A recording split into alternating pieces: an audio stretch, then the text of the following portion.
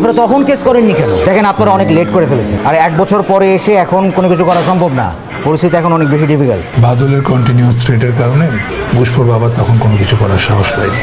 তখন তার কাছে তার মেয়ের জীবন রক্ষা করা বেশি গুরুত্বপূর্ণ মনে হচ্ছে। সে চায়নি তার মেয়ের সাথে আরও খারাপ কিছু হয়ে যায়। সেটা বুঝলাম, তো আমি এখন কি করতে পারি? অনেক কিছু করতে পারে। দ্বন্দ্ববিধি 1860 ধারা 376 অনুযায়ী আপনি বাদলের বিরুদ্ধে মামলা গ্রহণ করতে পারেন। আরে ভাই, 1 বছর পরে এসে এটা সম্ভব না।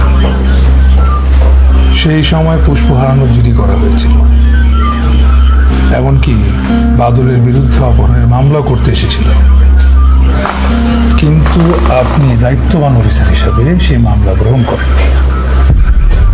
দ্বন্দ্ববিধি 1860 ধারা 166, 217, 218 অনুযায়ী আমি আপনার বিরুদ্ধে মামলা করতে পারি। কোন মামলাটা করবো অফিসার?